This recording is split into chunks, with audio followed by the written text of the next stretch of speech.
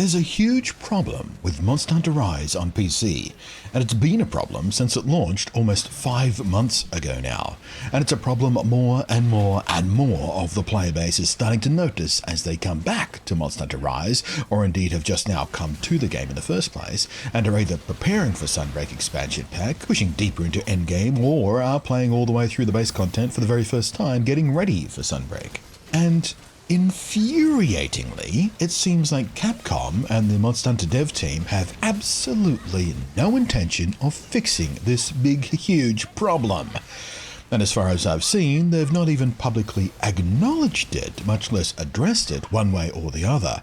And please, do correct me if I'm wrong on this, I would love to see an official response. And I think we, as the player base, deserve an official response. And aside from my own personal frustrations with it and just how often it's coming up in community spaces with ever-increasing frequency lately, it's also a quirky little outlier in the good old-fashioned glorious golden god PC master race versus dirty console peasant malarkey. Because the problem here is so big, it takes the obvious glorious advantage of crispy 4K gameplay and smooth as butter in Death Valley in July frame rates from an easy PC win into a game where the Nintendo Switch, with all the power of a 3-star hotel hairdryer, is the clear and obvious winner of the question, where should I play this game? Hello again, I am Blunty, at once deeply happy with the more than 1,000 hours I have now already ploughed into Monster Hunter Rise, and that number only set to increase for Sunbreak, and simultaneously sliding my gaze between my RTX 3080 Ti and staring Capcom cold dead in the eyes with the silent and accusatory dagger. So, what is this big, huge problem? Am I being overdramatic? Well, in short, multiplayer is broken. And I mean really broken. And it's only broken on PC. And it is wildly frustrating because it doesn't have to be this way. And I've touched on this before in a video with a more broad lens, but again, as something I'm seeing come up more frequently right now, I wanted to make a video where all the focus is right here. So here's the deal. Monster Hunter has always been intended as a multiplayer experience. The very first Monster Hunter was built ground up from a directive specifically to develop games for the brand new networking feature on the PlayStation 2.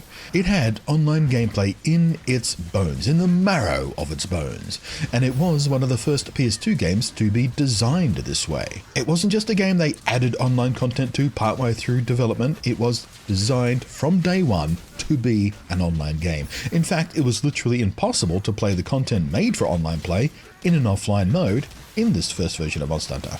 Unless you went online with it, you couldn't play the entire game. Going forward in the series, there's lots of single-player content in every Monster Hunter game, and indeed these days, the ability to play the multiplayer targeted content in single-player modes offline, if you wish or if you have to. Oh, and a few of the early portable titles for the PSP could be completed fully offline, a compromise made to accommodate the limited nature of online gaming for portables of that era. But with that exception, Monster Hunter is designed and balanced with the intent of being a primarily online game played online in multiplayer. And in every Monster Hunter game, the largest pile of content is in the online sections of the game. So, back in present day, Monster Hunter Rise continues this design philosophy. By way of example, here is my own Hunter's Guild card. This number right here, that's how many of the single-player quests I've run.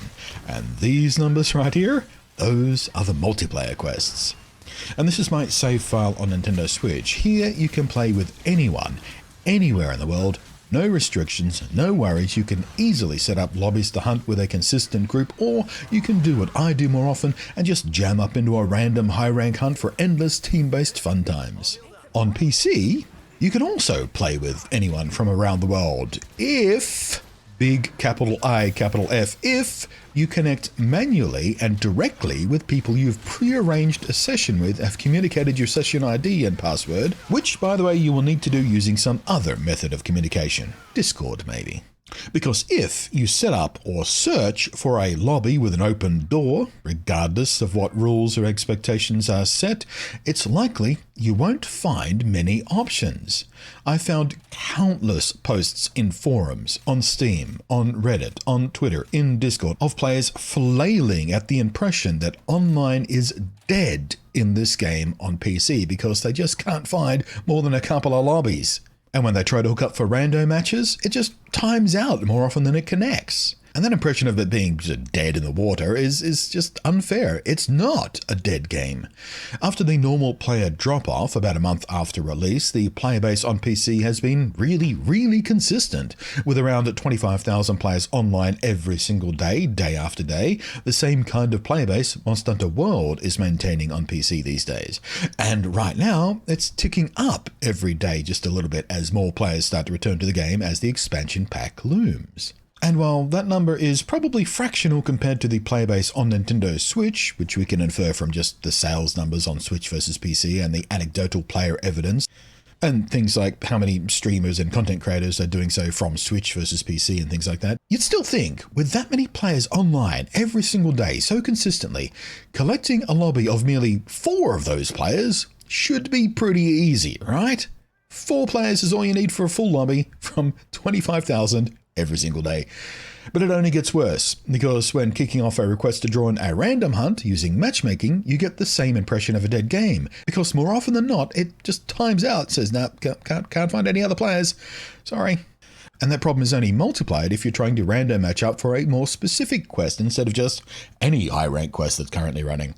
On Switch, I get a match and I'm kicked into a hunt basically within seconds, 99% of the time I ask for it. It is extremely rare just not to find a match, and almost as rare to have to wait for more than 15 seconds for even a slow matchup. It is glorious, and it's seamless, and it's consistent. So why are we having this problem on PC?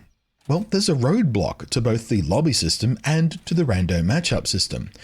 For some reason, Rise on PC refuses to search or match you with someone, with anyone, under any circumstance, who are in a different geographic region. Except that's not the entire truth of it. Now, it is completely normal for any halfway decent matchmaking system to prioritize players closer to you just for the sake of latency and lag, but prioritizing is not the same as refusing any other option altogether. But wait, it gets even dumber and even more annoying, because it's not a traditional region lock at all. It actually has nothing to do with where your ass is currently sitting. It has nothing to do with your IP address. It has nothing to do with latency prioritization, nothing to do with language selection, nothing to do with anything that could be considered a shadow of a good reason to refuse a connection with somebody else. No, instead, it locks your online functionality to what region your Steam download server is set to. And no, I am not kidding. This is it.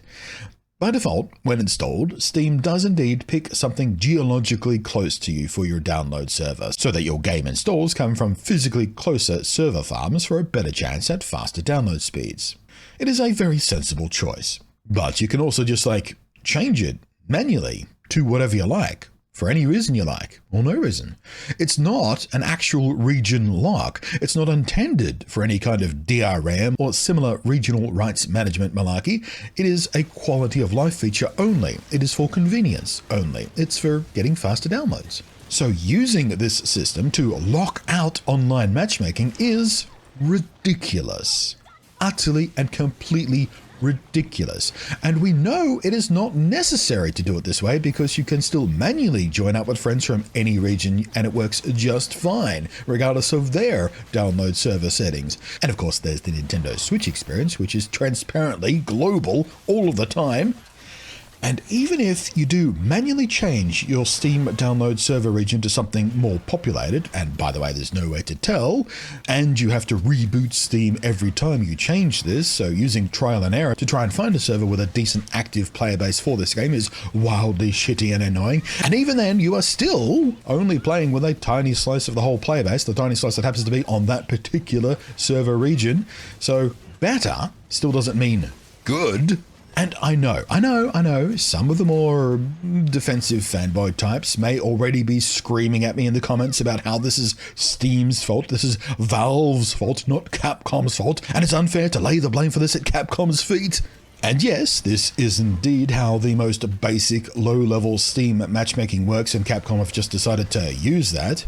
And indeed, I've seen this issue, or at least a suspicion of it, in other games that exist on Steam, but it's also not the only way it can work, and it's not the only option. Plenty of other games don't limit themselves in this way when it comes to their matchmaking stuff.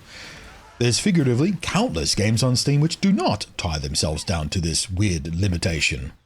And it was already annoying enough that right here in 2022, Capcom didn't bother to include cross-platform multiplayer, much less cross-platform save files when they launched the PC version, but crippling the PC version like this, it's infuriating. And it is indeed one of the biggest reasons I will be playing the new expansion, Sunbreak, on the Switch, despite having a gaming PC so brutally powerful it can kick out Rise at 4K in triple-digit frame rates without even breaking a sweat. And Monster Hunter Rise does feel fantastic on PC. The extra fluidity, the extra fidelity, it's wonderful. And I sure do miss the zero load times from my chaotically fast Bleeding Edge M.2 drive. I mean, the load times are not long on Switch, but compared to my PC load times, it's like a comedy. But it's just not worth the horrific compromise on the actual gameplay that pointlessly crippled online functionality brings. Because again, I do use the online functionality all the time. 98% of my gameplay happens in online matches. The game is designed for that. It's more fun like that. And for a little while, I had hoped, at one point, that Sunbreak would fix this issue. They'd just patch in proper matchmaking on PC. They'd patch in cross-save functionality, but it's clear now that Capcom have no intent to do so. Well, again, they've never even acknowledged the player frustration on this issue of matchmaking on PC. They have gone on record claiming that cross-platform play and cross-platform saves is impossible for them to do in a patch, or even an expansion like Sunbreak, which, well, that's just a lie. We know it's a lie because there's an enormous stack of other games already very capable of cross-platform multiplayer and cross-platform saves, even games directly inspired by Monster Hunter itself, like Dauntless, for example. It has perfect, seamless cross-save and cross-play functionality and has done since day one. It is a pro-consumer, pro-player move that, for whatever reason, Capcom are just unwilling to deliver to us. Which is weird, because the Monster Hunter team are pretty good about listening to community feedback. Better than almost any other dev team out there, as a matter of fact. Better than other dev teams within Capcom itself. And they have a long history of actually implementing changes the community have suggested that they think, well, you know what, that's a good idea. We're going to do that. We already know about several of these things in Sunbreak. There's several little UI and quality of life tweaks that have come directly from the player base, for example. And the Monster Hunter team have for many years now, even before Monster Hunter got big in the West, run consistent weekly community streams where they just talk with the community, they play with the community and live stream it all and have a big old chat about it, nice and casual and personal. They know how important their player community is as a proper and real community, not just a collection of customers.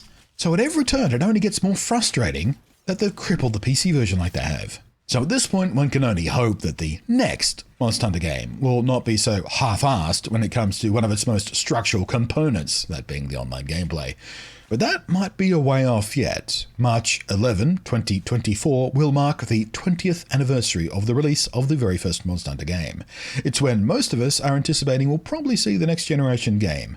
And I think 20 years is enough time to get this stuff right. 2024 is a long-ass wait though, so kinda hoping we see the new game come out in 2023, and then we'll let 2024 be a celebration year of DLC and expansion content for it as a base. A man can hope anyway. But that's all conjecture and hopes and dreams, and we were here today to talk about real stuff going on in the community with the game right now, and we're all very frustrated about it. So thanks for watching. I am Blondie. Thank you as always to the patrons scrolling up above there. And as I record this, I think we have about 25 days left for Sunbreak. And yes, I am salivating for it already.